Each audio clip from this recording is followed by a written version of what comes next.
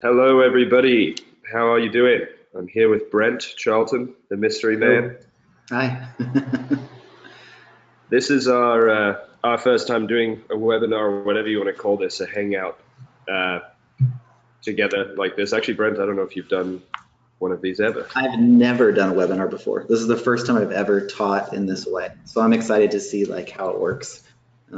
Yeah, he's used to being in a room with at least one person or multiple Yeah, at people least and one. getting feedback as he's going through. And normally he has a whiteboard and draws everything out. So it's going to be sort of uncharted territory for everyone. But really, it's just a way for us to hang out and for people to start to get to know Brent, since I talk about him pretty much incessantly.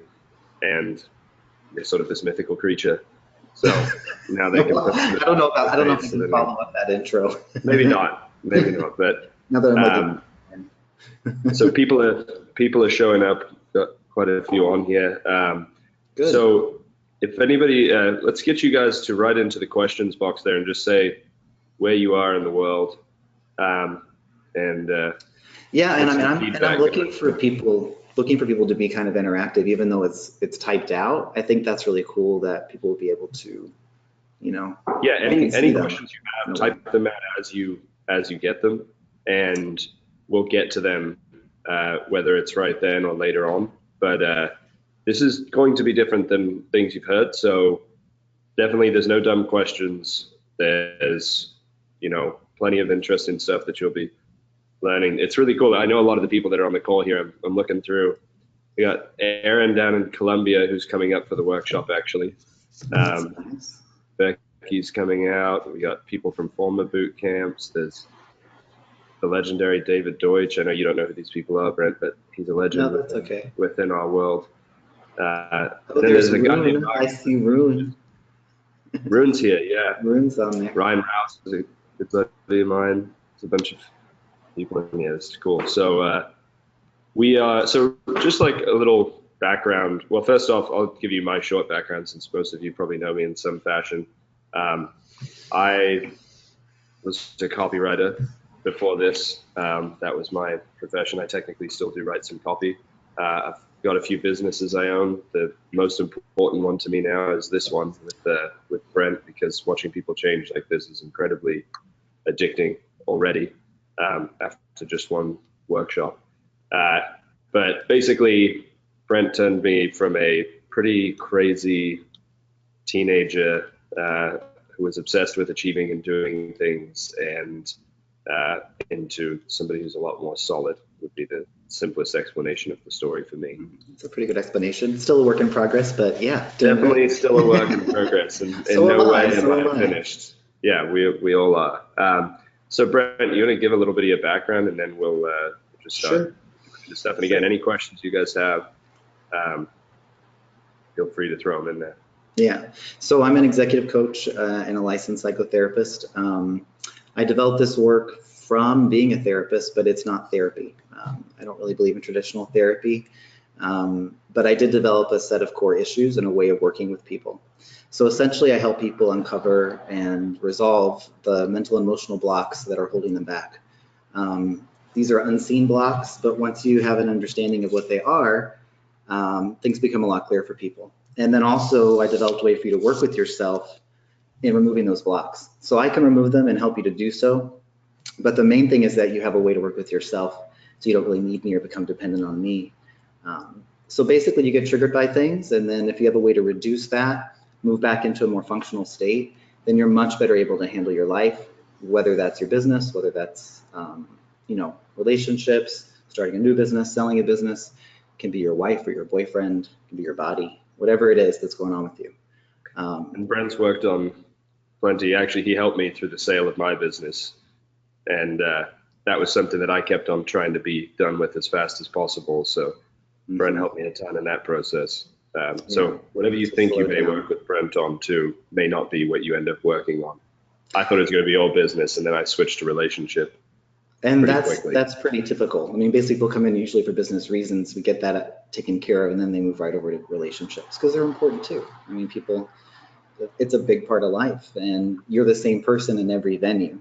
So how you're triggered by things at work, how you're triggered by things in your personal life, or you're just sitting in a chair being triggered by stuff. You're with one person, and so you're going to experience those things in similar ways. So I want to hear from these guys about just a little bit. I mean, I know that it's like typed out, and remember, I've never done this before, so you're gonna have to bear with me. But basically, like, I'm curious as to what's led some of you to be on this call. Like, what is it that you're kind of, doesn't have to be what you're looking for, but why are you here? Why did you bother to take the time, basically? Yeah, I think that's a great question to sort of get feedback on what it is that people at least think they want. And if you want a simple, if you're one of those people who needs a really direct question, it's just if there was one thing you were looking to get out of this, what would it be? Yeah, that'd be great. Would love to hear your responses. Mike is curious. It's a great question. Mike Emery, he's in the unit in my group. He's curious as to why what you're doing is different. Great question. Well, it's a really good question. And I think that whenever we go into, I'm going to teach you guys something today, because one of the things is I really wanted you to have something from this, not just like gathering information or being pitched at or those kinds of things, but actually have a tool to use. So what makes it different is become clear whenever we go over the core issue matrix. But in particular, the difference is that it really is a window into your unconscious and subconscious processes that you really don't have access to, but tend to be driving everything. Yeah, and also I would say, it's a way to work with yourself too, which is really unusual. Most things are just like information, and then it's kind of like, okay, you're there on your own, or you have to keep going to different events or continuing to enrich that person. And I really want you to have something that you can use. Yeah, and that's really what I see the biggest difference as, is once you have all this level of awareness, it's actually turning that awareness into application, because Brent has this process, these corrections, and that's what really allows you to work with yourself so that you're not just lost after you go through some, like, you know, if you go to some seminar and you go there for a few days and you're all pumped up and motivated, and then a couple months later, your life's back to normal. Yeah. That's because there's no deep change going on, and you don't have a way to work with yourself afterwards. So once you and even at the workshop itself, people for the first 2 days can feel a bit opened up, but on that third day, you watch everybody's face change, and the relaxation as they realize that they can actually work with themselves moving forward. And that's really, it's that awareness into application that really changes things. Because I mean, you're supposed to know what to do all the time. It's like you have this idea of like, okay, I know I should, for example, I know I should exercise. But the reality is that people don't, right? Well, there's individual reasons as to why certain people are stuck in a variety of ways. So you can have all this information up here, but if you don't have a way to actually move it down here and actually do something about it, good luck actually making change, especially any change that's lasting.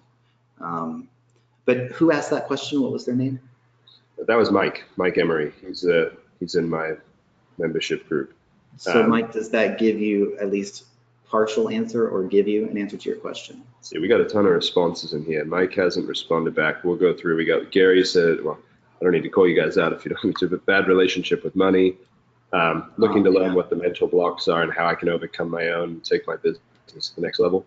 Evan, that sounds very much like how I sounded when I first went to Brent. You want to be, these blocks, unfortunately, they aren't just mental. If you could use your mind to solve them, then you would have done so already.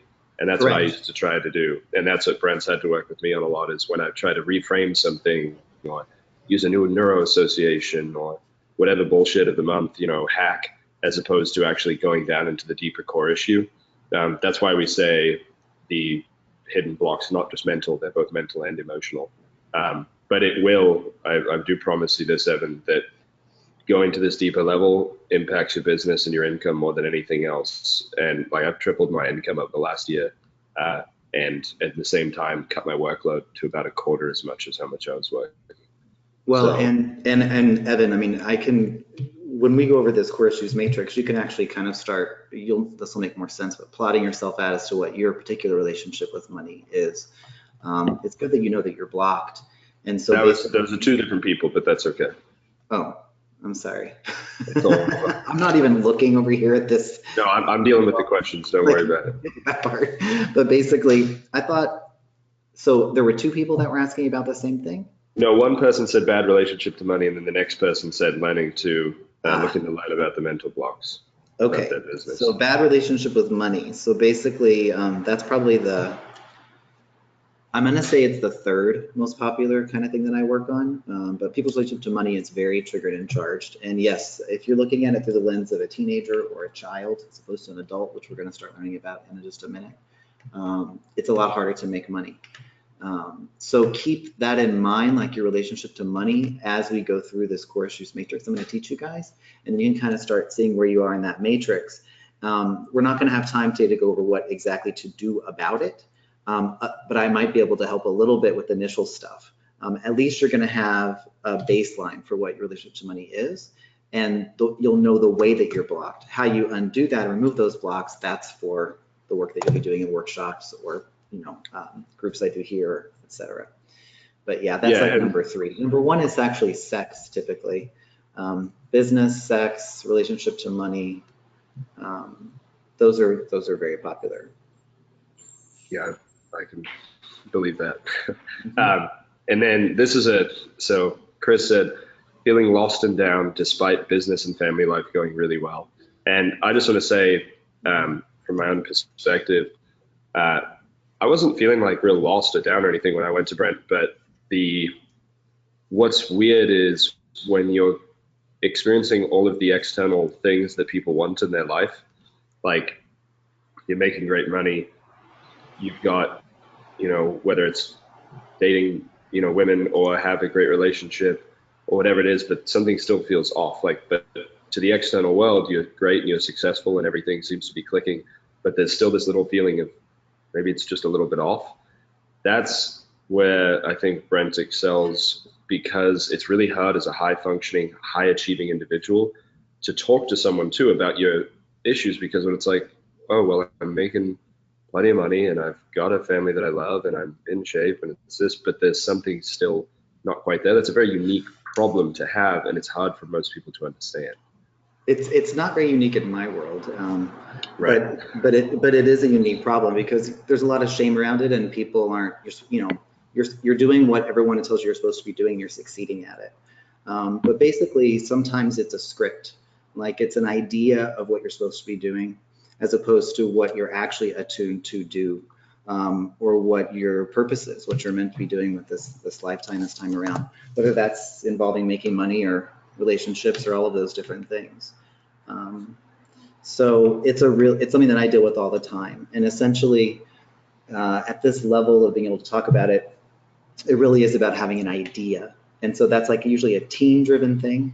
And so we're going to need pretty soon, I think, to go into core issues, because I think that's the best way to kind of answer some of these questions, because otherwise I feel like I'm giving answers that are not full. And so I think what we'll do is I'm going to just read through some of these reasons, and then I'll just go through them, and then we'll answer the actual questions and stuff after he goes through this. Basically, the 4 core issues matrix is the foundation of Brent's work, and that's what informs everything else. It is the core of the work. It is the core of it. And so, sorry, once he explains that, you have a better idea, but I'm just going to read through some of these. So, want better relationships and business success.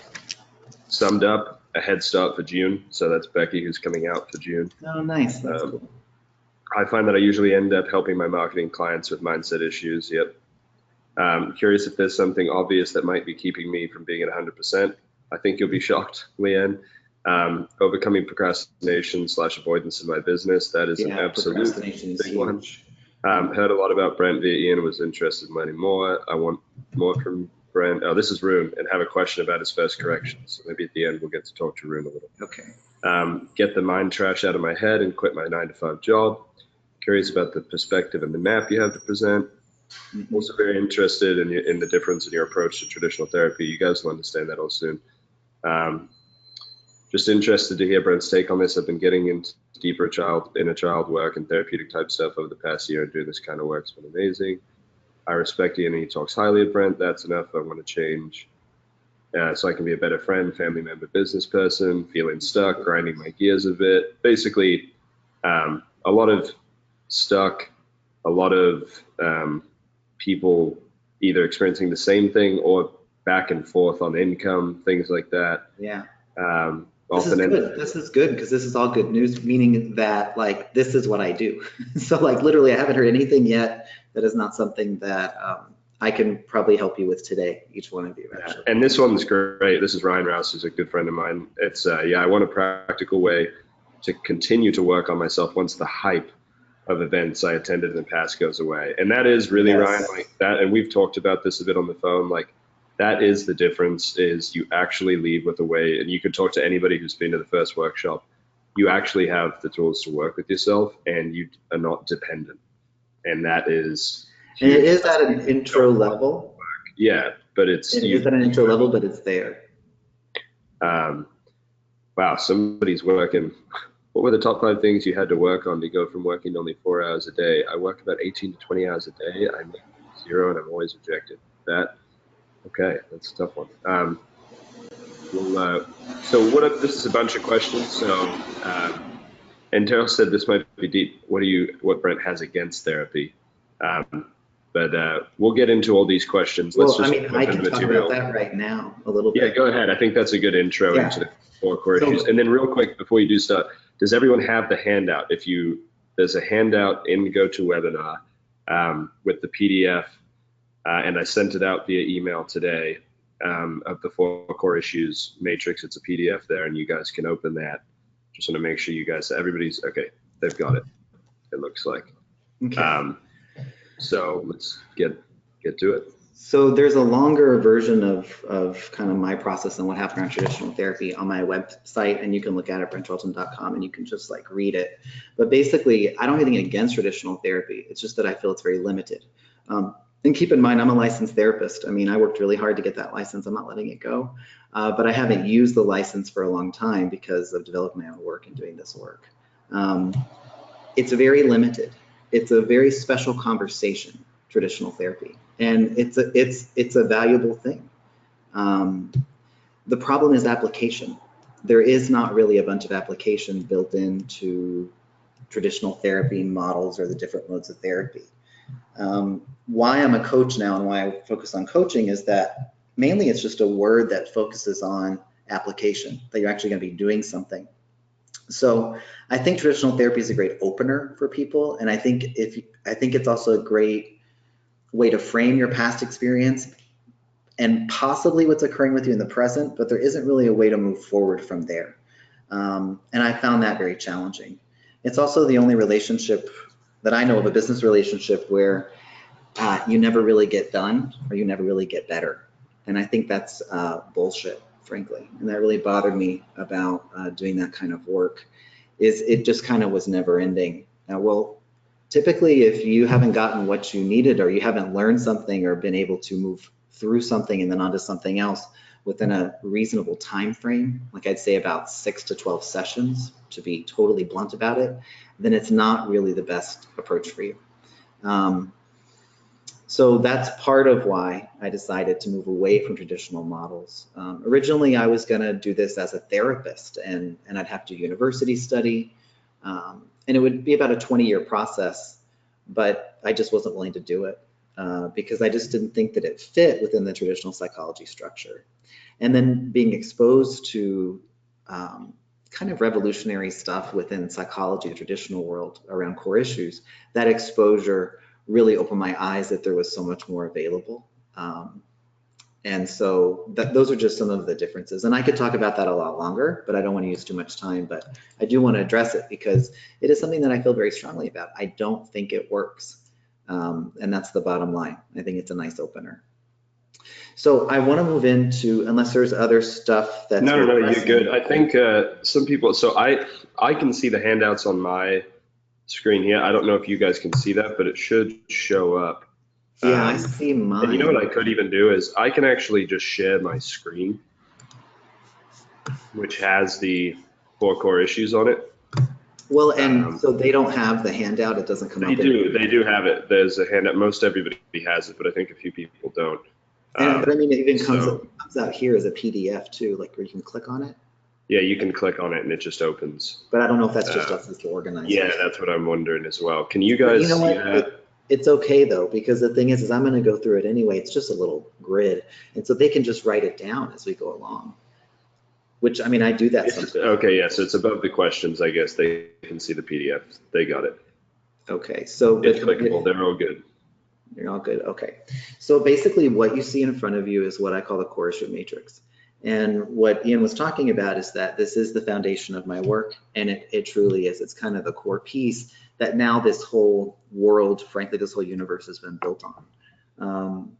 But essentially, I start really broad, and I'm going to go through with you guys kind of in a broad way what's on this piece of paper, and then I'm going to narrow it down and get more specific. You'll kind of see what my style is as I go along. On the left-hand side of your page, you'll see it says core issues.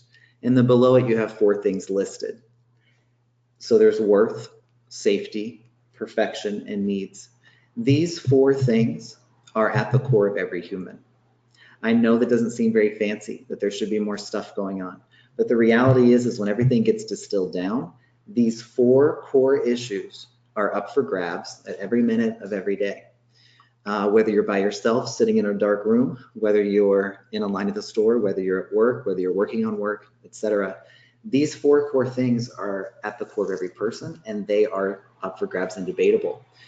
These 4 things are what triggers us. This is where we get, these are the areas that we get triggered in that causes us to basically get a little off, maybe not see the present moment fully, and make basically decisions that are more poor, aren't as beneficial. So I'm going to talk about each one, and then we'll talk about the stuff across the top. So basically, worth, the issue of worth is how much am I worth? What's my value? What's my value in this moment? Safety is about your personal safety. So that's like your emotional safety. It could be your physical safety. It's actually both, but you get a window into one or the other depending on how you're triggered. And then third, I have perfection, and that's about being a human. So whether you're trying to be defective or trying to be perfect all the time, this concept of perfection really plagues us, and it has to be let go of. And then we have the core issue of needs. And so it's like, what do I need or want in this moment, basically?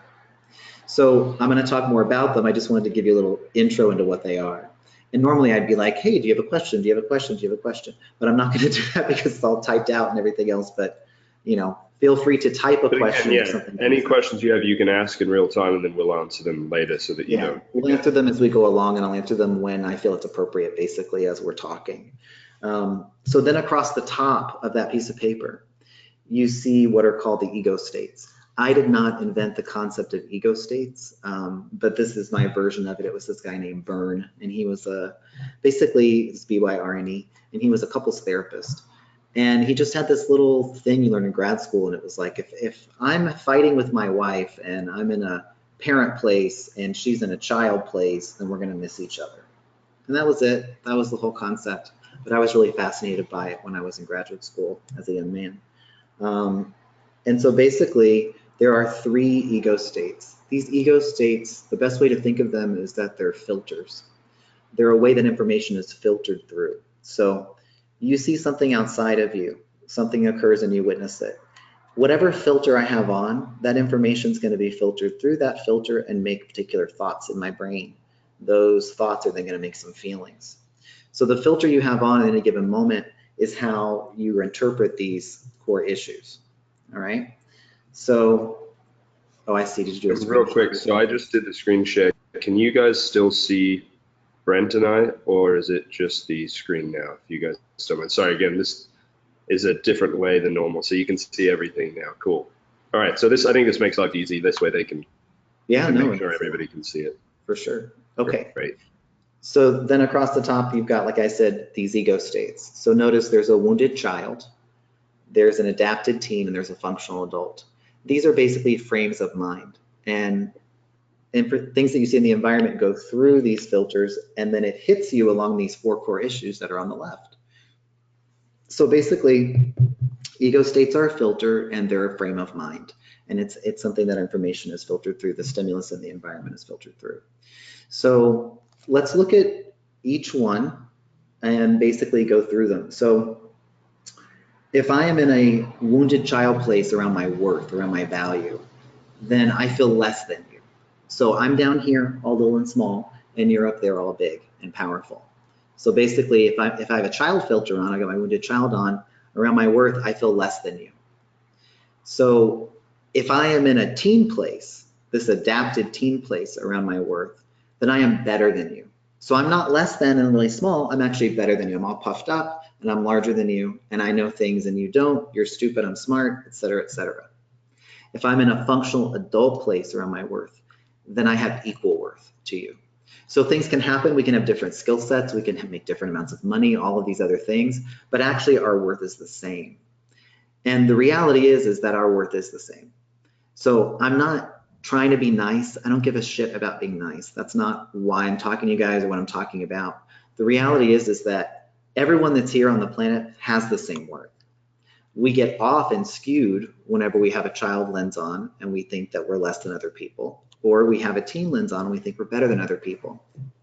So just so you know also, I kind of forgot to mention, or I think it's important to mention, I should say, the wounded child, so that's like a child state, it does correlate to your actual childhood years. It's ages 0 to 6, 0 to 6.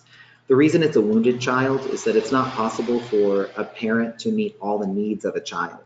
It's like completely impossible because they're just people. This isn't about blaming your parents, by the way, but they're just people and they can't meet all those needs. And so we develop a woundedness. And that's why this ego state is kind of the original state actually. And that's 0 to 6. This adapted teen, that's 7 years old to 17. And essentially it's how a teenager thinks an adult would act, or how a teenager thinks an adult would do things. So again, these are correlated to development and developmental theory and psychology, but they're not actual stages of development. These are filters and ego states that correlate to these stages. And then you have the functional adult, and the functional adult, notice it doesn't say just adult. Anyone can be an adult that's 18 plus, 18 and over. But a functional adult is a different type of ego state where you can actually get a bunch of things done and basically function at more of an optimal level. Although I hesitate to use words like optimal and things like that because I don't like all that hack crap. So basically, let's go back into the matrix. So around my worth, if I'm in a child place, I'm less than you and I feel like crap about myself. And I think negative things about myself as well. If I'm in a teen place, I'm better than you and you suck. If I'm in an adult place around my worth, then I have equal worth and value to you. And I really mean it, everyone does. It doesn't matter what your skill set is. At the core, you're equal. Let's look at safety. So this is your emotional safety, your physical safety.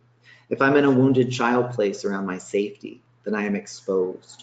So basically, I am raw and vulnerable, and everything that happens out there goes right into me and makes a big feeling, and I have a big reaction, and then I tend to puke that reaction up around everybody around me. That's an exposed state. It's a wounded child place around the issue of safety. If I'm in a teen place around my safety, then I'm not all exposed and raw and vulnerable, I'm all closed up. So basically, I literally, like here's me and I just build a wall around myself. So nothing gets in and nothing gets out. It's way more functional. It's way more functional to deal with life from that perspective. However, it's still terribly dysfunctional because you're not communicating, you're not interacting, and actually loneliness and pain and different things increase the more we kind of get stuck in that state. If I'm in an adult state around my safety, then I do a really good job of protecting and containing myself. So I can protect myself from your reality, okay? And I can also contain myself from being offensive to you. Now, your reality is really just your thoughts, your feelings, your body, and your behaviors. That's all. It's not a bunch of other stuff. So when I say protecting and containing your reality, I mean you have a way to protect and contain and know what's yours and what is someone else's. And then you have a way to, then with communication, you can then share that with somebody else. And that's actually what results in intimacy. So, I have a lot more to say on each one of these, but I'm just going to give you like an overview. If I start talking too fast or whatever, please let us know. Yeah, and if you guys have any real specific questions, again, like there's some good stuff here, just so you know, Brent, like somebody said, well, I see equal worth in other people. I can already see that I'm in the wounded child area when it comes to worth. So you'll start to sort of see where you land. That's right. And that's really the value in this, is to plot yourself. And that's our beginning stage. I mean, you have to basically, what I provided, it does frame your past experience, your current, and then a way to move forward. But you really do start to see yourself within this matrix. And so that's exciting to hear. And so as we go along, you may notice other areas. And then, we start here because we're going to do something with this. It's not about like, oh, let's shake you up and now you understand this stuff and then have a great day. That's another thing I don't like about traditional therapy.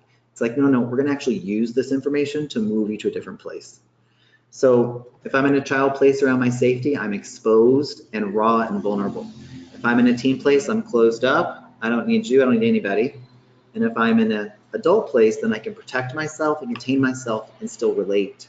And so I don't have, because I've never used this medium before, I'll show you a little bit of like what protect and contain would look like. So that's you, you're a dot.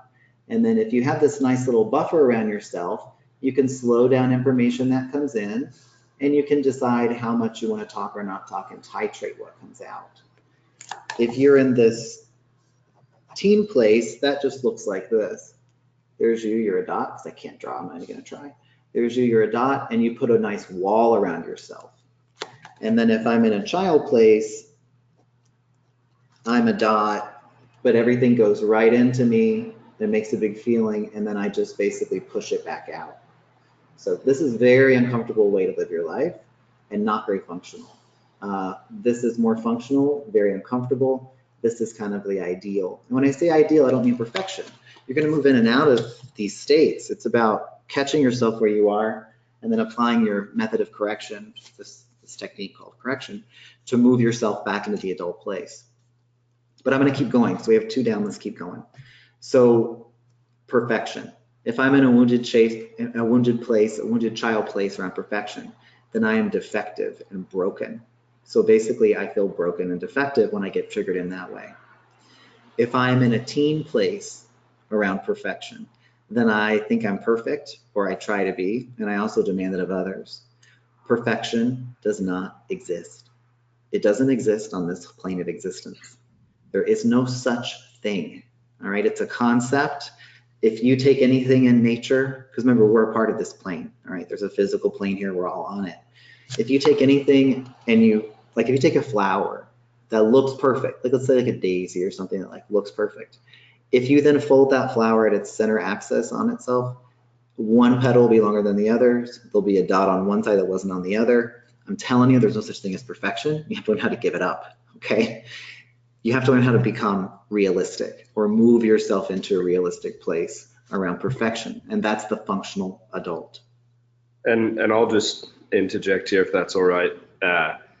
This was extremely triggering for me, as I'm sure Brent remembers in my initial intensive, when he said the word realistic. And so this may, some of you, especially as entrepreneurs, may identify with this, but the word realistic is something that you're taught not to sort of believe in. It's like you've got to be limitless. You have to be, unrealistic and all these things. And there are you have to be perfect. degrees. It's all this teen stuff. Yeah. And so for me, and also it triggered me big time because my mom used to say, I'd go, Mom, you're being pessimistic. No, I'm just being realistic. They're like, no, you're being really negative. And that's what I started to associate being realistic with. So it took me a little while to get around that and start to accept it. But what's funny is I've become far more effective and my limits have expanded and I've become more and more useful by being more realistic because you're willing to hire people. You're willing to set goals you're actually going to get to, right. And you stop. It really gets rid of that perfection pressure. And that is the thing that kills most entrepreneurs. And that's where you're overwhelmed, your procrastination, the video that you want to make that you're not making, the paper that, the sales page you're not writing, the product you want to launch. That's all. A lot of that comes from perfection and this inability to be realistic and That's just action. So yeah, absolutely. It sounds like you know what you're talking about nowadays. That's cool. Yeah, it's better than the start, that's for sure. Yeah, no, that's awesome. I mean, it's good to hear you talk that way. I love it. So basically, if you can recognize that you're perfect and you understand you're trying to be perfect, not that you are perfect, you're trying to be perfect, and you identify the thoughts, then we have a way to work with those thoughts and feelings to move you back to realistic. So that's the point of plotting yourself out, is not to make you feel worse, but it's to go, okay, look, this is what's going on. This is normal. And then what do I do about it? And that's what you're going to learn how to do with me and with Ian. So let's keep going though, because we're down to needs. So basically, if I'm in a child place around my needs, then I'm really needy. And so children are supposed to be needy, okay? If you don't want to meet the needs of children, please don't have any, because that's what they're all about. And it's okay for your child on the inside to be needy. But a needy presentation is like insatiable, and it's like a hole that you can never really fill up. Essentially, that child that's inside of you is still trying to get something from their parents, and that's what that neediness is about. And we have to learn how to give it to them to move you into being aware of your needs and wants. So if I'm in a child place around my needs, I'm needy. If I'm in a teen place around my needs, then I'm needless. I don't have any needs. I don't need you. I don't need anybody. So I'm very isolated. But it does feel a little bit more functional. However, please understand too, like I'm a work in progress, and I actually made all this stuff for me, actually. I didn't really make it for you guys, I made it for myself. But it worked so well that I started to sell it essentially. But I have been incredibly needless throughout my life in particular. And it's not until about, even though I developed this stuff in my 20s, I'm now 41. I've been really needless around lots of things, and I recognize in my own business being needless. Like it's part of why I partnered with Ian, is that I've never had a partner before. I've never had a need, quote unquote, to do that. I really just didn't want somebody else in there that I had to deal with. Like all these different things my team was telling me about being needless. And what I recognize is to make this work larger, to get more people to do the work, to understand the change that it can have, the sea change that it can create for each individual person. I had to move out of a needless place around things that I'm not able to do. Like I don't even know how to use a freaking webinar. Like I'm learning how to do that right now. So I mean, it's like, hello, there's some needs there. Well, I didn't have the awareness that I needed. I wasn't in an adult place, you know? So this is not about like you become this functional adult and then that's it. Like these aren't fixed states, right? This is not static states. You move in and out of these states depending on what's in your environment. You may be triggered in a certain way at work that's different from how you're triggered at home, vice versa. So the deal is like you start noticing and know yourself better through the lens of these kids. And then you're able to go, okay, this is what it is. And now I apply my correction and then I move myself back out of this place. So you're moving in and out of these states. Yeah, and I just wanted to say, and Jonathan said it's working because I'm on this call because of you, Ian. But he also said that it seems that it's contextual depending on the place and people and where it lands. And so that is something that, Correct. Just to be really clear about this is, you know, you'll have sort of a general plot, I would say. Like for me, I was team. I was a super team.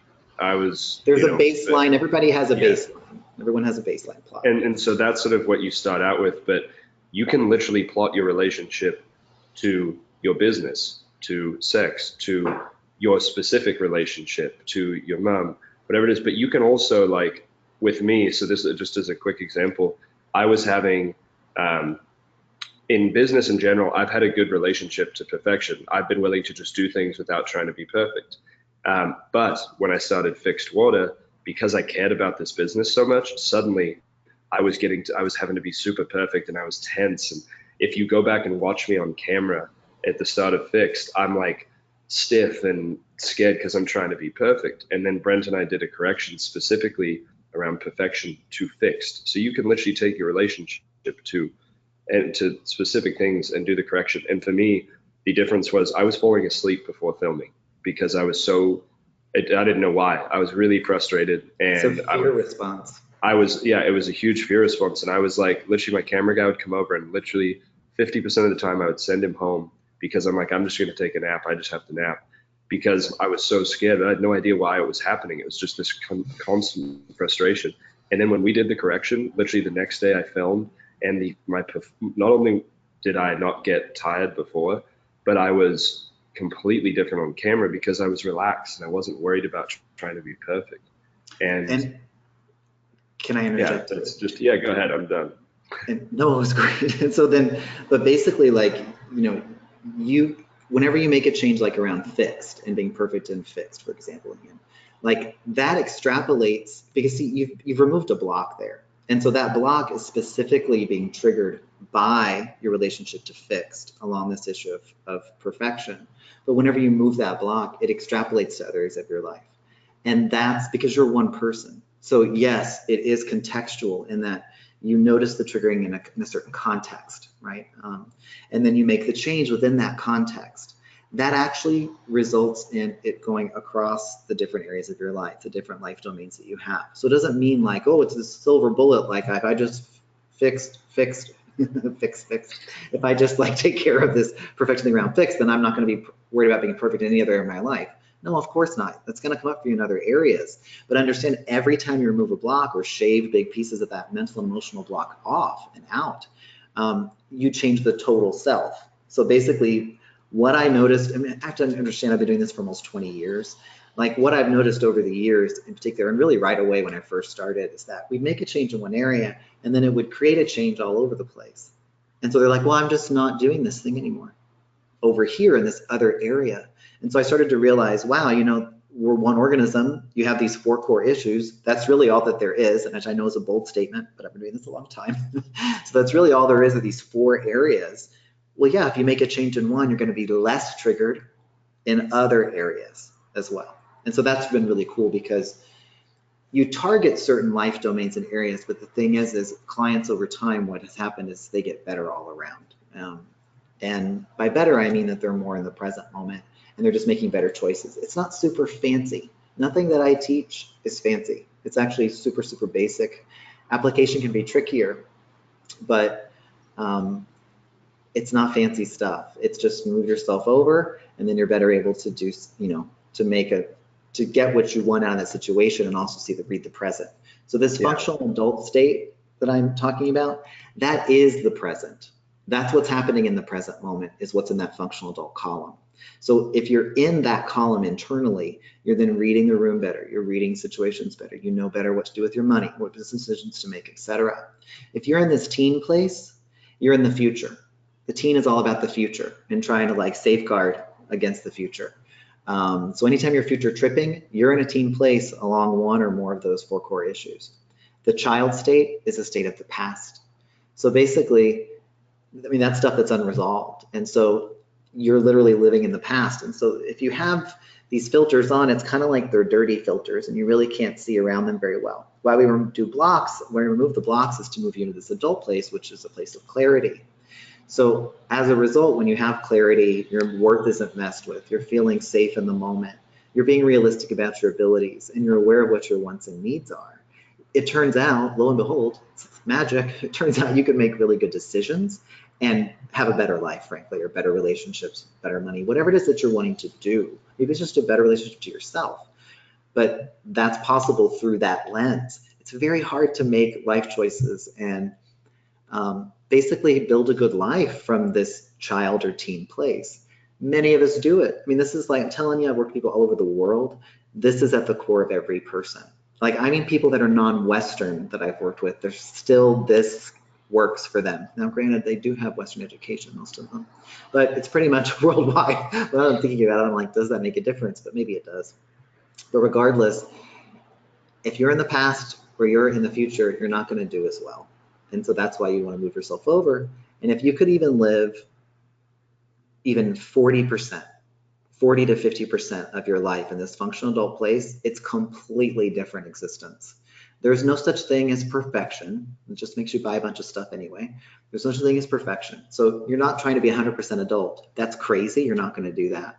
But if you can notice and move yourself back, even 40, 50% of the time, the difference is really dramatic. So that's an overview. And even though there's more to it, but not really, I mean, that is a good overview of, hey, here's these 4 core issues. These are up for grabs. This is the way I get triggered. If you plot yourself out and you have a way to work with yourself, you can move yourself out of those states. So it is application. I'm not about like, hey, there's some information, now feel bad about knowing what to do with it. It's like, you can actually do something about where you plot yourself out. Well, and the simplicity of this is something that is, I think, probably scary for a lot of people, but very attractive to me because I like simplicity, and everybody technically likes it. They just are afraid of it sometimes because they want a complex solution. Well, it's very mental, right? Like if it must be very, very, you know, but basically then you're kind of trying to prove how smart you are. Yeah. Which I used to do. I mean, understand, when I first made this, it was very fancy. There were like 5 issues and they had all these fancy words and it was, look how smart I am. Well, no, just make it simple. You don't have to prove your intelligence or your worth through, you know, anyway, go ahead, sorry. Well, no, and that was something interesting about the workshop was my friend AJ, obviously who you know now, he had done master NLP practitioner, and he said that's a binder this thick. And he was like, what I loved is when I came in, there are 4 sheets. You get 4 sheets when you come to the workshop, and you've got one of them already. So it's like, this isn't this crazy thing. And what's happened for me is I've read a lot less books than I used to, and I just apply more of the things that are in my head because I'm not still seeking this other thing. This something out there is what's going to be there. And because this work it became so impactful because there's a way to work with yourself, you don't really graduate from it. It's not like it's like, hey, well, actually, my child and my teen are totally sorted, and now I'm an adult, and I don't have to. No, it's like this work is lifelong, but that's what's so cool is it's simple, and it lets you stop that incessant cycle of every day is a new podcast, a new book, a new, for me, it was even like when I watched TV, I had to try and watch documentaries so that I convinced myself I was being, growing and getting value. Now I can sit down and do useless stuff and feel really good about it. And as a byproduct, I end up being far more functional throughout the rest of my life because I'm not beating myself up or feeling this sense of guilt. I used to be guilty all the time that if I wasn't constantly growing. And so I know I've talked about this before and some people may have heard it, but you can be addicted to learning, and use that as a you can absolutely be addicted to learning. That's information gathering, and the team loves to shove things up into your mind basically, and then that keeps this part cut off. Well, you need both, as you know now, and you're learning as well, like you need both your heart and your mind to do well in life, and the team doesn't like that, and so the team will kind of take over and be like, I need to figure it out up here. You're also taught that is the way that you are supposed to do things. Yeah. Everything that you're taught is that you have to figure it out. Use your head. What about your heart? The reason why we chose the name LionHeart, one is I have an affinity for lions, and I can tell you about that later, but it's also because it's that your heart and your mind getting balanced out so that you can be more effective. God gave you a heart as well as a brain. Like, you need to be able to use both. When we're triggered, right? When we get in this matrix and we get triggered, that gets all thrown off. The team wants to keep you in the head, and information gathering, it triggers me that so many people information gather, because people are always like, well, have you read this? Have you read that? Have you read this? And I'm like, no, I certainly haven't. I don't know anything about it. And it's because I don't have any shame about it. It's like, nope, I haven't read that. This I've read, this I haven't. It stops being like a pissing contest basically, which is a lot of what the team is about, particularly in masterminds and different forums that. Oh yeah, I know, it's all dick measuring, and with both genders. So I kind of want to hear from people if they want to write in, but so I'm gonna normally I ask people, does this make sense? Does this make sense is kind of what I want to know. Yeah, so I'll read. So Daryl said, so what would a correction look like? Which is definitely beyond the scope of today. Of what we're doing. But it's actually, let me go ahead and say that it's only 3 steps. There's only 3 pieces to a correction. And so I'll just tell you really quickly so you understand what it is, but it's not going to make a lot of sense to you, all right? You reflect back the thoughts and feelings to this child or teen that you've identified. You provide what I call the context, which is step 2. And that's your wisdom and kind of where it came from maybe, and the advice you want to give your teen. And then the 3rd step is that you dethrone that teen. So you tell them all this stuff, but then you say, you know what, you're not going to do this anymore. I'm going to take over for you. Exact same process with the child, except with the child, you actually let the child off the hook. It's a little ooey-gooey, a little softer, a little more gentle. You have to be firm with the teen. The teen state is the one that's probably gotten most of you to where you are. And there's a lot of practice that teen has used. And the teen can be sneaky and tricky too. But basically, that's it. There's only those 3 steps, and that's done in written form. But that's later. This is just a little call to talk to you. Yeah, and there's a whole formula for how you do it. It's definitely beyond the scope. But it's But I love the question. I love the question. So you've got, I love the simplicity, dude. This is so good. Mom said, I need that. Gary said, super addicted to learning. I'm a damn teen. Yep, I know that. Rune said, fun fact, the Danish queen gave a speech at New Year's saying everyone needs to do useless things. Oh, I think I should move to Denmark. Yeah, there you go. So when you said, does this make a lot of sense? Gary said, it makes a lot of sense. Holly said, yes, this makes a lot of sense. Hey, Holly, good to see you on here. Absolutely makes sense. This is resonating on all levels. Glad I'm coming out next month. I love Brent, the simplicity of the matrix. I love the idea of working with yourself and not consuming information. Oh, this is great. So how would you make daily use of the matrix as it relates to avoidance and procrastination? You want to start capturing your thoughts and feelings that are related to procrastination. So as you're just like living your life, you want to start capturing, okay, what am I thinking and what am I feeling? And you look for big spikes in feeling. So you start getting into like the language, like what do I tell myself whenever I'm going to procrastinate? Or I am procrastinating, I catch myself. What am I thinking and what am I feeling? The next part is, who does this belong to? Is my teen doing this? Is my child doing this? And you have to understand, like, you know, as a part of the workshops and the work that people do, you start to get really good at assessing. But essentially, it's what am I thinking and feeling? Which part of me is in charge? And when you have that information, just assessing the information, you're in the adult state just by witnessing it and assessing. So that's good news because you're already there. So what you want to start doing is keeping track of it, and don't be alarmed, because what you start happening is you start keeping track of something like procrastination. You're like, holy shit, I'm doing this so much. And it can kind of feel worse because basically you get into it and then you have this awareness, and that's why you have to learn how to correct it. But essentially what you can do right away is start recognizing that for most people, it is their teen that is in charge of procrastination.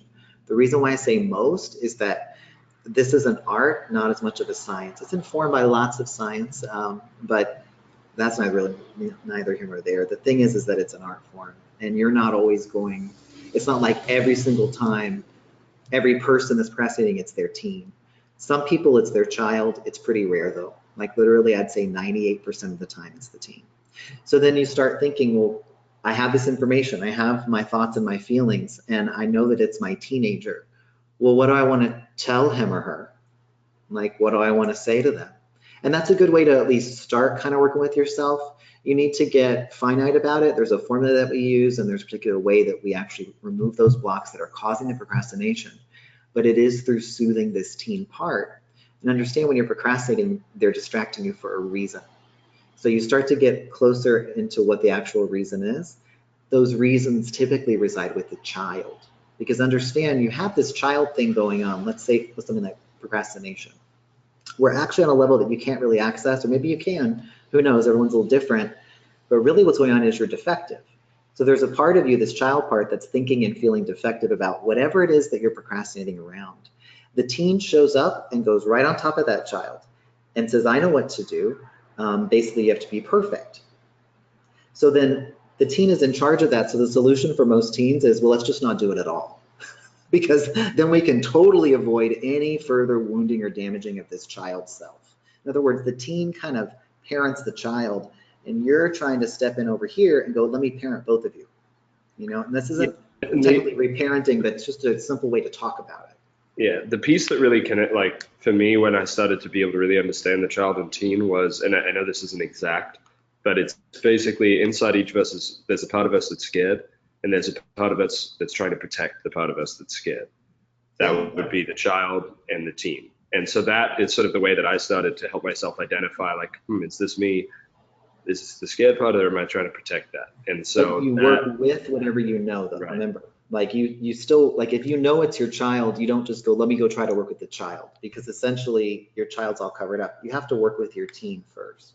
So I know that's kind of a lot of information, but I hope that answers her. I think it was her question about kind of like brilliant. What you could do. Brilliant. Thanks very much. Okay, great. So we've got Coach, thanks for sharing. How do you know if you're doing the technique correctly? I've tried several personal development techniques and getting consistent results. So I always wondered if I'm doing it wrong or not well enough. I wonder which part of you that is that's coming up. That's your teen, by the way. Or if the techniques are just bullshit. Techniques range from the work and Morty Leftco and tapping and several others. Well, it's not so much that maybe things are bullshit. I mean, frankly, there is a lot of bullshit out there, just to be blunt. But there are certain things that each of those offers. Like tapping does do something, actually. It's just that you can't just tap your way to everything. Like, there needs to be basically a deeper way, which is what led me to do this. Those to me are all very surface level-y, and they're wonderful in what they offer. But it is more of a surface or conscious level. This literally, you start to access below that level, and you're working at this core. When you work at the core and you make changes at a core, first of all, you know it's not bullshit because you can see it, feel it, taste it, smell it. So can everybody else around you. That's the other thing. But when you make the changes at a core, the other things just kind of take care of themselves. Like, you don't really have to target everything with a bunch of different techniques and stuff. I don't even like using the word technique with this. You know, I've never even named it after all these years because it's always been like, oh, this technique or whatever. And that word is just a little triggering for me. Basically, it is a technique though. And it is, I think of it more as a method, correction method. But it doesn't mean those things are necessarily bullshit. Maybe they're not going to the level that you need them to go to, or maybe they are bullshit.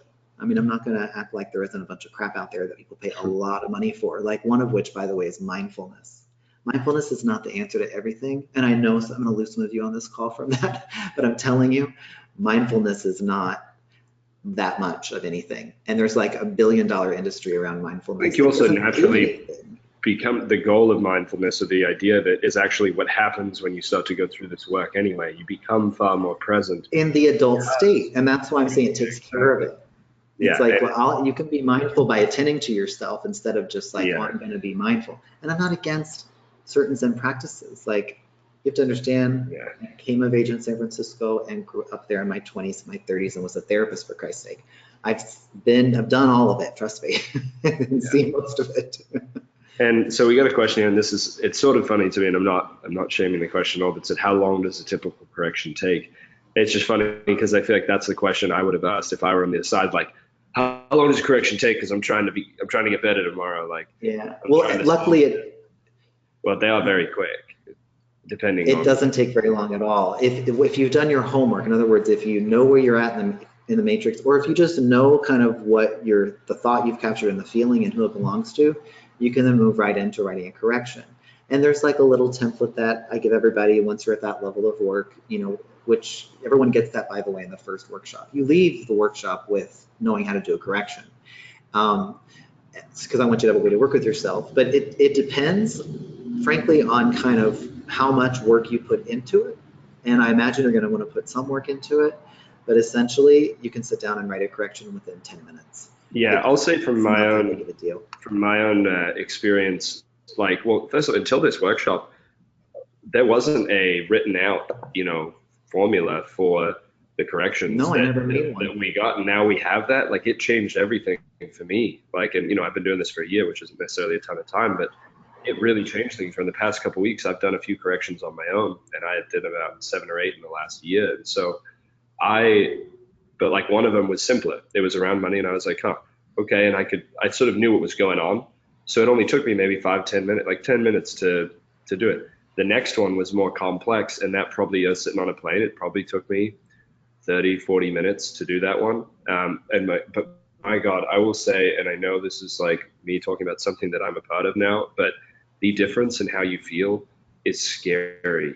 Like, you can go from this thing being all charged up and like taking up all of your mind share to that tension just dissolving and actually being able to move through the world again without this obsession over this thing that's happening. And it's just like, and it had to be that way, you know, like it had to be quick. I don't mean to cut you off again, but it's like, no, it's fine. Time, but it had, when I was creating this, it had to be something that I could use in my daily life, because I was triggered all over the place. I was a freaking mess in my 20s, especially my early 20s. And so it had to be user friendly, and it is user friendly, which is cool. So I know it's already 1 o'clock. I'm okay with that because I don't see clients on Mondays unless I'm doing an intensive, but I'm imagining certain, you know, I don't know how long people will stay as long as I figured an hour to an hour and a half. I mean, if people want to ask questions, we can hang out and ask, you know, whatever you guys want. There's a great question here from Jonathan. He said, does this differ between men and women? He said, feeding the information side of me, looking to understand how it works in a marriage. And before he gets, I'll just say, being able to speak this language, especially when like my girlfriend has gone through this, she was working with Brent before I was, it's incredible what it does for your ability to communicate and speak the same language. It's like a second language. And to know what's really bothering you. So how it works in the context of marriage is how it works in the context with yourself or with business partners, anybody else. But in a marriage in particular, Imagine if instead of like debating the facts of things, you actually had like a beeline into what's really occurring with you. So what's really occurring with you is what you see on that matrix page. What's really occurring with you whenever you're triggered, whether it's in a way that's like really exciting and you feel good about, or it's in a kind of a darker way, is it's around your worth, it's around your safety, it's around your perfection, it's around your needs. So it stops being all the other discussions that you have in a marriage or in a relationship, whether it's boyfriend, girlfriend, or long-term or not, where you really start going, whenever I heard you say this, we can hear you typing. Whenever I heard you, Oh, sorry. yeah, I and was answering somebody's question. okay, sorry, but basically, is if you're like, instead of being like, I'm really mad at you about this thing and holding them responsible for your thoughts and feelings, if you're like, oh, I'm mad at them, I caught that, you know what, I'm feeling really exposed, that's what I'm going to tell her, or that's what I'm going to tell him. So it like cuts the shit. Like you stop having data debates, you quit having this whole, all the bull that everyone has been trained in, frankly, for the last like 120 years in the literature, the marriage. Yeah. The feedback format alone is just. Well, I haven't even gotten to that. I mean, yeah, I'm just saying, like, just have like understand like what's going on with me are these 4 things. I need to report one of those to her or to him, and then that's actually really sharing, because the point of a relationship is that you're supposed to be wanting to be known by another person, right? And wanting to know another. That's actually it. That's what they're supposed to be. So this does provide a nice way to do that. And there are adjunct pieces that Ian kind of mentioned that we're not going to get into right now, but there are adjunct pieces, like I have a communication technique that we use. Basically, it's a piece of paper, but it's a feedback format that really is about your thoughts, feelings, and what's up with you. So how it was really designed is that this is about your relationship with yourself. Well, as a result, it extrapolates beautifully to your relationship with other people. I hope that answers this question. Yeah, and there's some really good questions coming in here. So if anybody like these are fantastic. Well, I'd like to hear them. Hopefully we can save these questions. Yeah, we'll save these questions because these are great. All right, well, maybe it's all recorded. It's all recorded. Yeah. Well, are the questions recorded though? Well, I'm saying them out loud, so that way we will have them. Okay. But and maybe Whitney can screen capture them since Whitney's there with you. Yeah, that'd be great because these are really good. This is a great question from Mike. He said, and then I really want to get to Steve's question as well here. There's some good ones. But how permanent is your process? Do you see issues coming back after corrections? This is such a great question. Okay, it's a great question, and I don't say a little bit about it. So it sounds like bullshit, but the reality is that the changes are permanent. So you will not be triggered at the same level of intensity around that issue that you already corrected ever again. So I know it's a bold statement. You understand, like, these blocks are kind of in the energy channels of the body. So think of Chinese medicine, these energy channels that run. That's where these mental emotional blocks are. Once you've removed one, right, and you're not going to build up that gook again, because I don't use fancy language. You've got some gook in there, you clean it up, it doesn't come back. It doesn't come back. You can build up little areas around it. You know, think of like plaque or something, like tartar, I guess. I don't know, that sounds gross. But you could like build up some stuff, some residual, but it'll never be the intensity that it was. So the results are permanent. And I know that I invented it and made it all up, but it's my stuff. But understand, like, I have experienced that wholeheartedly. Like the things that I used to deal with and the triggering that I had, severe anxiety, all kinds of stuff going on with me, I don't have it anymore because I took care of it. And that's why you work at the root. Because think of it like whenever something's up and you have like some disease or something, there is like a kernel of like where the bad is. Like, for example, a tumor. Every tumor, by the way, and you probably don't know this, but benign or not, has what's called a growth kernel. And it's like this little bitty kernel. It's like the starting point of the cells. So if that kernel's removed, like if you have a tumor removed, they have to get all of it out. That's why there's like this whole thing of trying to get that growth kernel out and all the periphery edges. It won't return in that area. This is similar in that if you're working at the core and you make a change there and you remove it, it's gone. And so it doesn't come back. Yeah, and I can attest to that. Like when I did the first correction around fixed with perfection, I mean, it was gone. And I know it can sound too good to be true. And if I hadn't had it happen for myself, I'd probably think, oh, bullshit. I'll say like lately, so like an example of maybe something coming back ever so like slightly, like it was charged to the degree before where I was falling asleep. I mean, it would be 1 PM, not tired. Suddenly we have to film and I'm asleep in my hammock. But now as I'm doing more videos as myself and building sort of a brand, because I want to basically put the reason that, I wanted to partner with Brent was this work was so impactful for me, and I try and get all my friends to go. But frankly, it's hard to have them all go pay his rates and go do individual one-on-ones. And when would I do it? Yeah, and he's booked out 7 months in advance anyway, and so it's like, and so it's like, well, this is an incredible way to get 10 months now. There you go. And that's a real thing. That's not like the internet marketers who are like, well, I have a schedule. No, his actually his weekend. No, I mean, I don't. Booked out. I don't love that. Like, it's not something that I love. I mean, it's not something I'm like bragging about. It's like, I feel bad that people wait that long for the private work, but that's why we're offering something that's not just private. Yeah, and so within that, that's why I love this work, but I've been feeling some stuff around like, okay, why didn't I just film that video? I had the idea, just go film it. So now instead of this big charge thing that I can't deal with and don't even, frankly, at that point, didn't even know what was going on or why. Now I can simply say to my team, hey, I know you want this video to be perfect, but it doesn't have to be, and don't worry about it. I'll take it from here. And suddenly I can go and do the thing that's been holding me back. So it's that simple now instead of. It reduces the charge. It reduces the charge significantly. And so therefore, when it does show up, it's much smaller. And then what Ian's talking about is that all you do is remind. So basically, you've already made a correction about it, and you're going to know, it's not like you'll notice it for yourself. If it comes up, it'll be small, and you'll be like, oh, remember, I've got this. Or you'll say a little something that's similar to what you wrote in your correction to your child or teen. So you just remind is what I call it whenever it shows up again. Let's do a couple more questions, because probably by 1:15 or so, maybe we should, because. Yeah, no problem.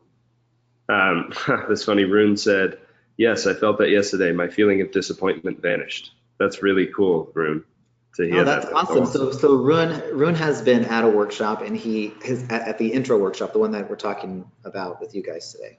And so that's really cool. And I'm so glad that you're on this call. It's really awesome. Yeah. I'm glad that it's working for you. Well, so, and I do want to say actually to you guys, and I'll put it in, I'll send it in to you guys. I'll give you the link to the workshop, because I know some people have been messaging me for the link to sign up. So I'll just put that in here so that you guys can go sign up. But we can talk about specifics. We have a lot of we have to build a web page. We have all kinds of there's more. I've done plenty of work that you haven't seen. Okay. Andrew said, well, actually, real quick, I want to go to Steve's question. He says, does the workshop include any one-on-one time or 100% group training? And I think there's a pretty simple answer to that you can probably get. Yeah, it's whenever, this is going to sound a little weird, but whenever I'm working with one person in a group, I'm working with everybody. And people that are in these groups, you can feel that and experience it for yourself. However, the groups are mainly, it is group interaction, but we have you interacting with each other, as well as there is some one-on-one time. And I do some one-on-one time pretty much in a group of 35. There is some that happens with everybody, like whether it's in the group or not, because I'm very interactional. Like, I've done this a bunch of times. It's not like I'm up there to hear myself talk anymore. So basically, you would have one-on-one. There's one segment in particular where we learn about feelings, and we do what I call an experiential or some artwork on those feelings. Yeah. And I offer you some interpretation that's highly specific to you. That's a mix of what you're dealing with that you're already aware of, and then also intuitive hits and things that I see. I start to really tune into everybody, even a group of 35 or 50 people. By day 2, I'm pretty tuned into each person. They leave it or not. And it's not focus. The focus is not individual, though. It is group focus. It is, but what's really interesting is there are some incredible, it almost in certain ways feels, it's really powerful to be around more people, because you realize that your problems are not your own. You're not the only one to have them. And some people, there'll be a few people in the room who have gone through almost exactly what you have. We're talking about people losing their mother at the same time. There's people who had, like me being mugged and somebody else having that same experience. There's people and you connect on a deeper level with other people having that. But what Brent's talking about, the feelings experiential part, is a huge turning point for a lot of people. And that was what really broke me through with my original intensive. And that's where Brent is in value. It really does blow your mind. And I try to give individual attention to everyone, even outside of that experiential. Like, I mean, if you come to the workshop, you'll see what I mean. It's hard to explain, but it's like I'm aware of everything that's going on in that room, and then I'll zero in on certain people. Sometimes even if they're not asking me a question. And it's probably 30% like teaching, like here's stuff. Like I teach my meditation process, the second self stuff, and like that's in the morning, but that's an experience in itself. You're going through meditations, it's interactive. And then Brent, when we're doing all the work, it's very much a group working together on themselves. It's not a lecture. It's not two people on a stage saying, I'm better than you. Look at how great my life is. I'm going to throw all my motivation at you. It's not like that. Plus, how boring would that be for me? Yeah. Like, I mean, like that would suck. Like, no, I want to interact with you guys. I want to know why you're there, and I want to help each one of you as best I can in that group. I think it'd be boring otherwise, and I want to have fun. I mean, I think they're fun, you know. So. Yeah, it's a really enjoyable experience, and you become very close to the people in this process with you because you learn a lot. Yeah, it's a really big thing. James said it does sound like bullshit, but weirdly I believe it. Yeah, I know it sounds like crap. Question. I know. Andrew had a good question. How do you choose what to correct? It's pretty simple. The things that are the most spiky. So basically, like. And it depends on what's up. Like, I mean, I have people come in here that they're responsible for they employ thousands of people literally. And so like, they maybe want to work on something that's pressing that impacts a lot of people. It depends on the person, but anything that's like really spiky is what you really want to focus on. And then you can also kind of plot out entire life domains. You could be like, okay, what's my relationship? Like, I don't know, like you're having sexual issues. You're like, it's a relationship to sex. So you take out that matrix and start plotting yourself in there. I mean, granted, I can help you with that as a part of a process that you do if you're with me or you're in a group. But does that answer your question? I'm sure it did. Yeah, so Steve asked, would you create a Facebook group for people attending? So ironically, Brent is not on Facebook. Nope. But there is a LionHeart alumni group with everybody who was in the last group. So you can connect, you guys can ask questions. We've had people putting in some correction stuff, and there'll be a way for you guys to work together. And actually that was something that Brent and I were going to do for the people on this call. Again, this isn't meant to be some pitch fest thing. This workshop is incredibly powerful. I got a ton out of it as a person who was facilitating. That's not something I think that happens to many people at their own workshops. As I was sitting there at one point taking notes, because obviously I'm not done with this work at all. Yeah, I was sitting there on the third day like, oh my God, this is fucking crazy. I'm getting a formula for corrections as well. But we were Brent and I talked about it before, and for people who sign up from here, if you guys do it today, we'll do a private little group call, just a small one, a couple weeks after the workshop to follow up. And it is ironic, like what Ian's mentioning, because basically, like, I don't do social media. I think it's toxic. But what's fascinating is that's like how things work. And so essentially, because I have Ian and my assistant Whitney, and like I don't have to do my own, and so I don't plan on doing my own social media. I don't even mean me. I mean, I don't plan on paying anyone to do social media for me. Basically, there is social media built in though, because that's a part of the message. But I don't want to look at that stuff. I don't like it. I think it's a bunch of team behaviors and a bunch of posturing, and it's dragging everybody down, man, because nobody has any boundaries. Oh, that's another thing that we do in our workshop. The first one is we go for boundaries, which is helps really a lot of people. And I can get a little bit on a soapbox about some of the stuff going on, but I can't help it. I feel like there's a lot of problems going on in society. It's crescendoing. If people had boundaries, they would be better able to deal with it, and we wouldn't be trying to kill each other all the time for thinking differently than somebody else. But yeah, so I mean, but there is social media, right? There's the LionHeart Facebook group. You have your Facebook stuff. Whitney has her thing, and then maybe one day there'll be something that I do, but I'm not ready to do that. Yeah, and it might be where Brent and I record something and then put it into the group for people to watch. But Oh, that sounds cool. yeah, then he doesn't have to be involved in it. But the funny thing is, even, you know, because I've always hated social media too, and then I started making some videos and people shared them, and now it's kind of weird because I have this presence that I didn't expect, because I used to check Facebook once every 2 months, and I actually was going to delete it because I was like, I don't care about what sandwich people are eating and posting a fucking picture of. But what's so cool is these silly Lai Topaz videos and comedic videos have brought people to do this much deeper work, and that's made me super happy. And that's why I say there is a value to it, you know, and I get that. And it's just understand that, like, I'm trying not to be extra triggered by a bunch of other stuff. Like, it's like, let me just do my work, focus on this. I also don't really want to know what everybody else thinks all the time. I have to tell you, I don't want to know what everyone's doing all the time.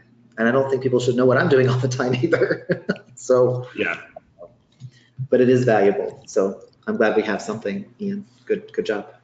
Yeah, this is great. I mean, there's been some really good questions in here too. Yeah, what are some others? I mean, I had said so, 115, but let's keep going at least until like maybe 125 or so. And then I probably should go because I have to prepare. Yeah, no worries. One thing that still has been coming up is Brian just asked, I'm coming into this webinar called How Do I Follow Up to do the work? So I put in the link, I think I sent it to all, but if you go to standupconversions.com/Ian Story, so IANSTORY, that has my story as well as the payment link on there. And just so you guys know, this is a very real thing with this, is that if you haven't paid, even if you tell me, hey, I'm coming or whatever, I can't hold the spot. I just can't do it. Weird things happen. And so that's just a simple, like, can they go to LionHeart Workshop too? If you go to LionHeartWorkshop.com, you can opt in right there, and it'll take you to the next page. So you can do that. I see. That's an easy way to do it as well. This is a good question. What percentage of teaching implementation will the workshop be teaching/implementation? For example, day 1 learning, day 2 implementing. I'll say just real quick from my own side of it is, it's really only a couple hours of teaching each day, technically, of actual, like, hey, this is you learning. Everything's still super interactive, but the implementation is pretty much constant. Like, you'll also realize that as you learn this new framework, even now, even with what you guys have just learned on this call, it shapes everything you see. I was so pissed off when I learned this because I wish like, I didn't understand that this isn't taught. How do we not all learn about our child and our teen and our functional adult? Like, it changed my lens for everything. And so it's a couple hours of teaching and then basically implementation for the rest of the time, because that's what makes it change. And Does that answer your question? Well, and can I speak to that? So basically, like, please. how I work, like how I do this is, it is a didactic approach. There is a teaching element. And so I start by teaching some stuff, but understand, like, when I'm teaching things, like when I was working with you guys on understanding this matrix, you start having some thoughts and feelings of your own. And you have what I call cooking, because I don't use fancy language anymore. And like, you start cooking and like things start kind of popping off for you. You start making corrections. You have connections. You start having some thoughts and some feelings about what you're learning from me. So my style is that it's done within a teaching framework, but you start to have your own process occur, and then I zero in on people in real time. So literally, teaching and implementation, or what I would call application and teaching, they are dovetailed. So that's what Ian's speaking to, but I want to be clear with you about it because I do it in a certain way, and it's just a part of how I run groups, and it's just something that I've honed over 20 years. And so basically, you're implementing the whole time, and you're not just sitting there taking notes. I don't do that. I don't like that. Like, people need to be engaged, and it's not a problem. Meaning, like, they better get engaged. People are engaged, and so it kind of has an energy of its own. So thank you, Ian, but I just wanted to speak to that too. No, that's perfect. Oh, that was Steve. It didn't show up for a little bit. Jay is curious as to why the August workshop is 2,500 versus the June ones at 1,500. Well, the reality is, Brent and I know how valuable this is because of the response that we've already had with people. We started it low on purpose because I wanted people in the room with Brent, because I knew that once they saw him, it's like, holy crap. I mean, at the last copy boot camp I did, Brent came in, facilitated about 2 hours of material, and literally all the people that could afford him in that group work with him. and everybody who couldn't emailed me and said, I just want to make enough money to work with Brent. So basically, after seeing that, I'm like, people need to be around this to see it. So that's why I started it at 1,500. And Brent and I decided that the demand's going to rise, and it's worth 2,500 just as much as it's worth 15. So if you guys do book, that is something else. And I mean, Brent could say no, I suppose, but if you guys book a $1,500 one today, anybody on this call right now, I mean, I would honor that if you happen to, if June and July don't work for you. Well, but, and I mean, and the reality is like, they may kind of fill up. And so people that have spent 1,500, they may get placed into one, like if there is a wait listing that starts to happen, because we have 35 at the first one, and there's this other one's you just broke up for a second there. Can you say that again, Brent? Basically, we had 35 people at the first one, and this second one is almost full. And then, so basically, if people, whatever they purchase at, it'll be honored. Like they should be able to go to the group. Yes. So I mean, it's just naturally built in just because of supply and demand. That's all. It's just. Yeah, and people are sharing it pretty wildly. Like I'm telling you, it's one of those weird things where you just feel like you keep wanting to talk about it because it's. Well, how it provides, I mean, I get it in a way, even though I'm the one that made it. I get it because we don't have a lot of ways to understand our experiences and our experience, and to kind of filter our experience as people. And this does provide a particular lens, but a lens that works, like it works for people, and it's easy to understand, and they can understand their experience better.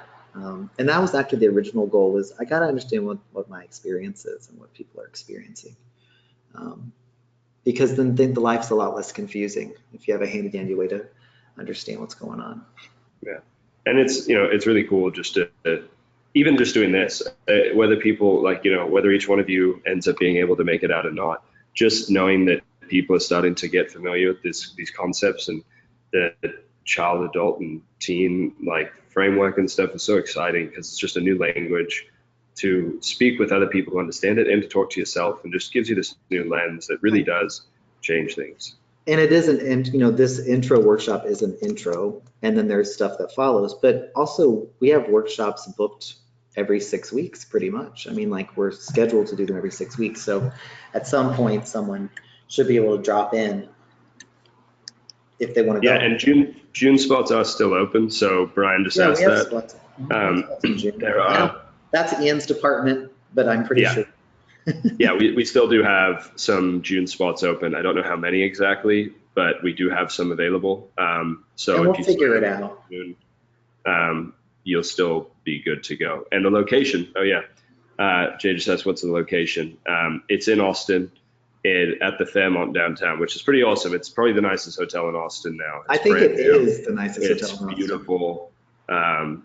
There's also we get a pretty good discount now with our group, and it's a really, really cool hotel. And it's not one of those stuffy. That's something Brent and I are both very on the same page on, is not a stuffy, shitty hotel room. If you guys have been to other events like that, it's not this stuffy, just we have windows.